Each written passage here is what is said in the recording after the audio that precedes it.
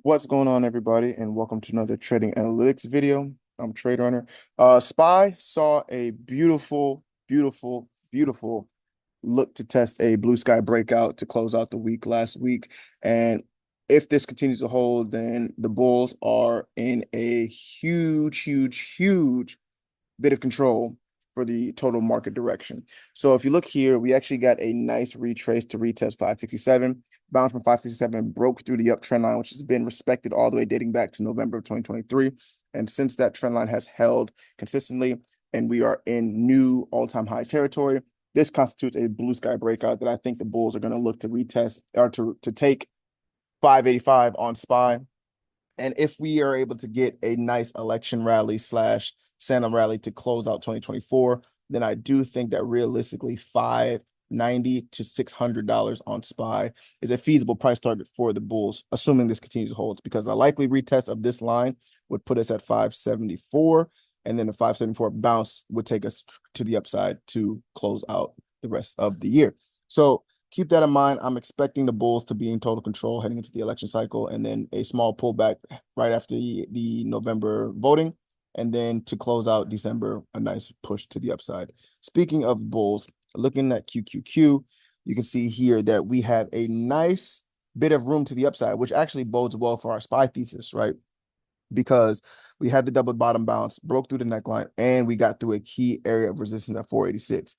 Because we closed over 486 and we finally closed the gap at 493, then that, to me, with this nice little bit of a bull flag consolidation that we're getting here on the daily chart, means that we would likely test the all-time highs at 504.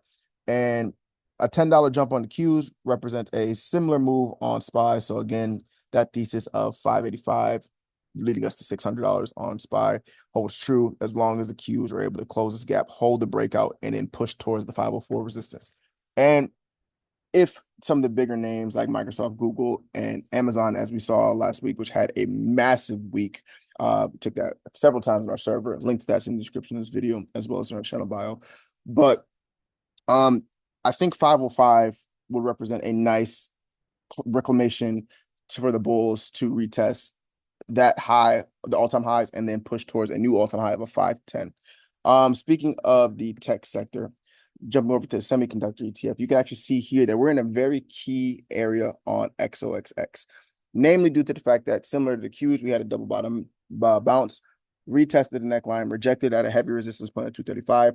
So that would have likely put us to, in the double top territory to send us further down. However, bulls caught their footing at 230 and are now looking to retest the 236 rejection point. And assuming this continues to hold the way that the Qs are, I likely think that claiming 235 and 236 with a daily candle close above puts us on pace to close that gap at 257. And then that 257 gap close would represent a nice push on names like NVIDIA, AMD, which had a nice run on Friday, as well as MU, Avgo, and other chip-like names. Next, we're going to take a glance at the top commodity, or one of my favorite commodities, in Bitcoin. So similar to the Qs and XOXX, we had a double bottom break, neckline break, and we're actually in the midst of a retest right now of the $62,000 price point on Bitcoin.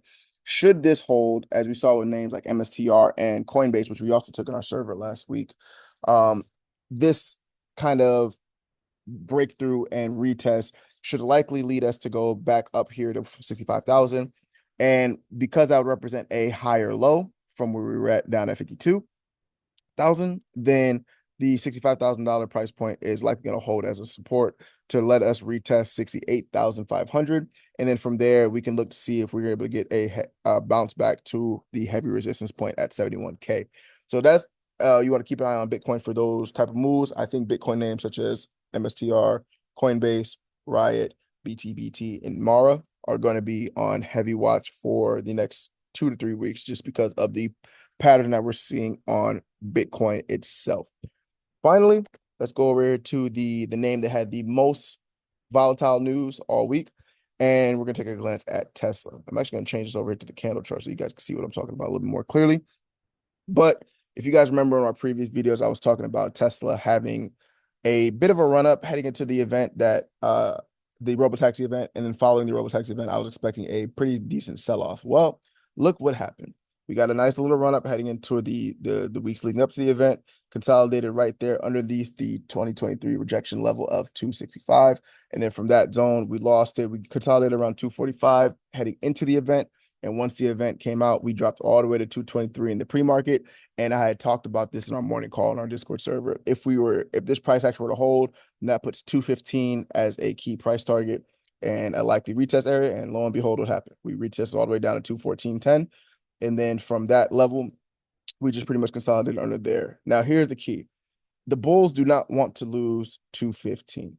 And the reason being, if they lose 215, that puts 205 in the cards very, very quickly. And if they lose 205, 184 to 187 is next on the table. And if the Bulls ever get back down to 184, 187 on the ticker, and they lose that zone, the Bears are in complete control and they are at their mercy until Tesla decides that the Bulls are ready to rock yet again. So again, 215 is a very important level for Tesla. If we lose that, 205 comes very quickly. So keep that in mind. That's what I have on watch heavy into next week as well. But in any case, I've been Trade Runner. This is Trading Analytics, just giving you guys my thoughts on what I expect to happen heading into this pretty volatile week to close out the second week of October. And I'm really excited for this week of trading. So again, link to our Discord is in the description of this video as well as our channel bio. Thanks for watching. We'll see you guys in the next one.